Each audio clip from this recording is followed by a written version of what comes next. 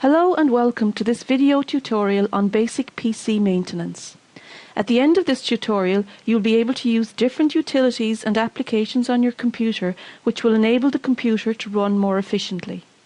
Here is a list of the topics I'm going to cover with the timeline of where they occur in the video. Feel free to skip ahead to any of the areas you're particularly interested in. Okay, let's get started with Windows updates.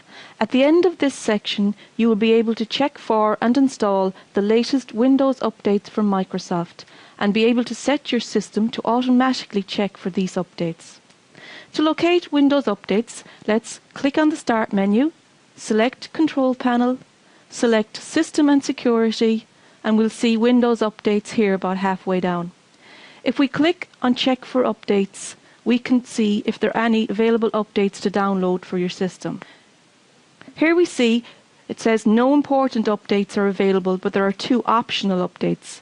Let's just see what these are.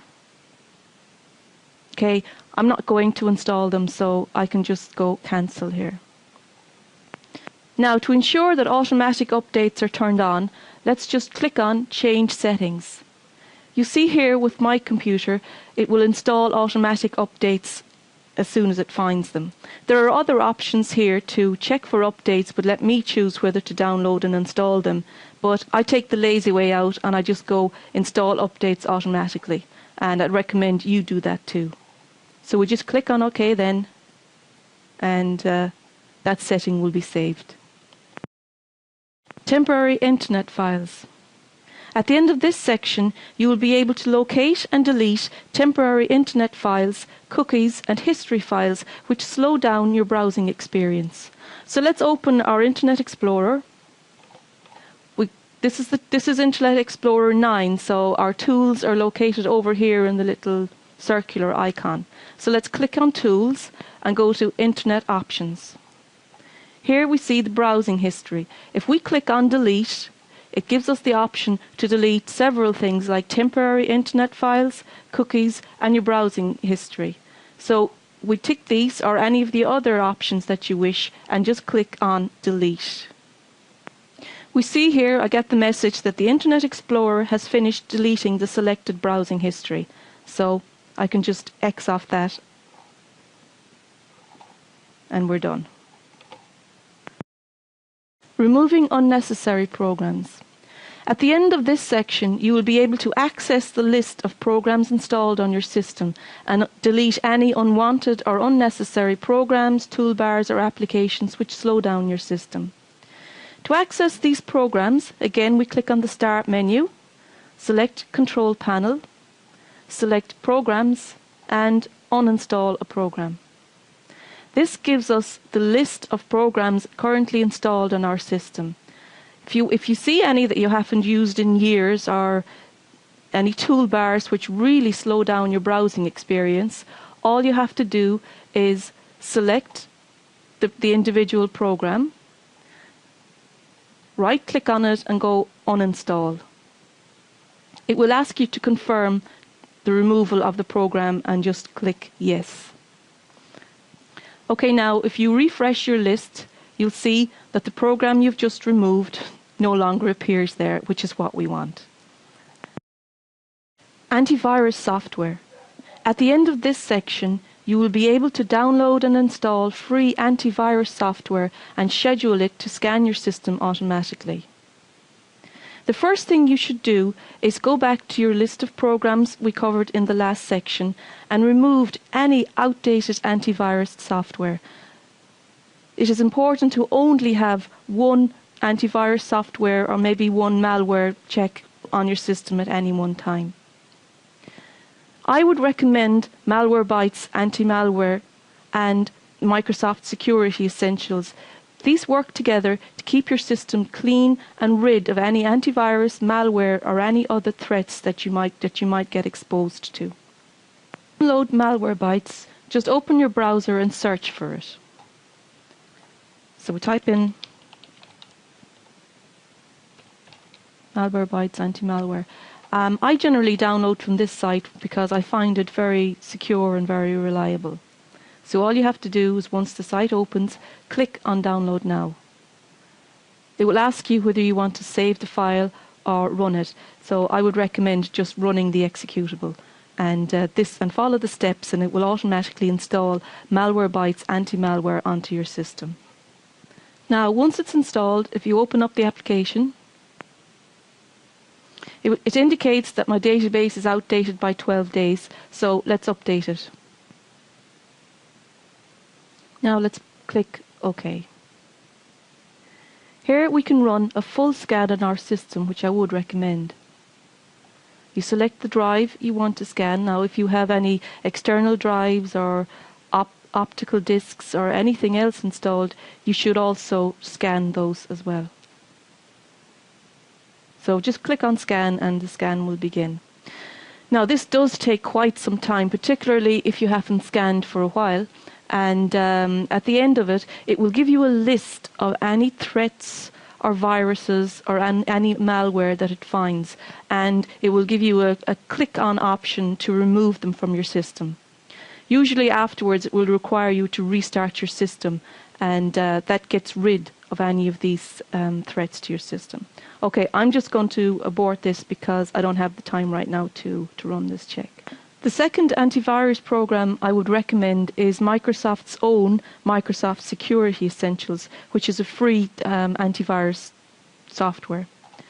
To find it, just go back to your browser and type in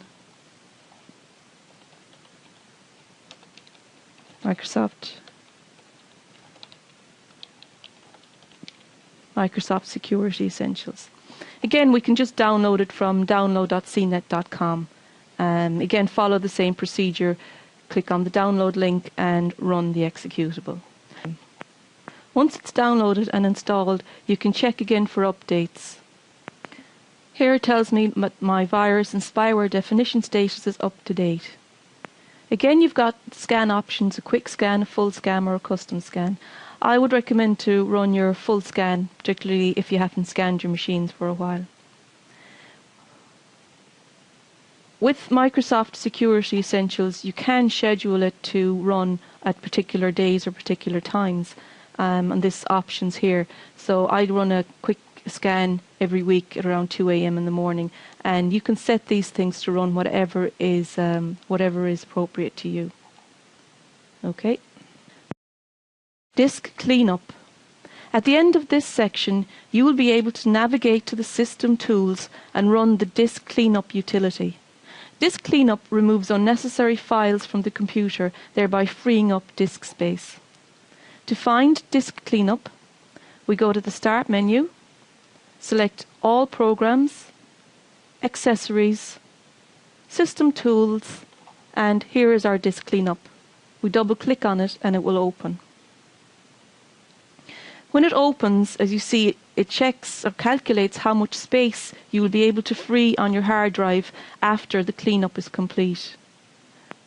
Okay.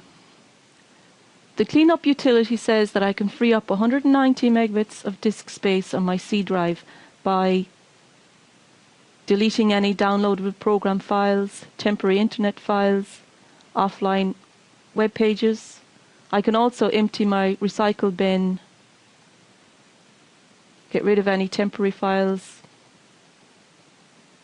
Okay, so here by cleaning up my system files, I can free up 190 megabits of free space. So to do this, let's just click on Clean Up System Files. Now, if I click OK, the utility will run and all of those files will be deleted. So let's just click OK. Yes, I'm sure. Disk Defragmenter. At the end of this section, you will be able to navigate to the System Tools and run the Disk Defragmenter utility. The Disk Defragmenter rearranged fragmented files or broken up files that are on your hard drive, which enable the hard drive itself to work more efficiently. To locate the Disk Defragmenter, we go to the Start menu, All Programs, Accessories, System Tools, and click on Disk Defragmenter. Before we defragment the drive, if we click on Analyze Disk, the system will tell us if the disk requires fragmenting. So let's just do that. Okay, the analysis result shows that the disk is 4% fragmented. So we will go ahead and defragment the disk. Before that, you can see that you can actually schedule the defragmenter to run whenever you want. Here I have run mine weekly on Wednesdays at 1 in the morning, and you can also select the disk. So that's a handy utility, just to have it running so every so often, because defragmenting your disk is not something that you think of too often. So if I click defragment disk now, it should go ahead and clean up and fragment my disk. This does take time, so I will pause the recording again. The device manager. At the end of this section, you will be able to access the device manager and check that all drivers on the system are up to date. And you would also be able to install the latest device driver if required to do so. You can access the device manager in two ways. If you have the My Computer icon on your desktop, right-click it and select Manage. It will open up the computer management utility. Alternatively, we go to Start menu, the control panel, under System and Security, and we'll see the administrative tools are located down here, and click on Computer Management. In Computer Management, we see the Device Manager listed here to the left. Just select your Device Manager.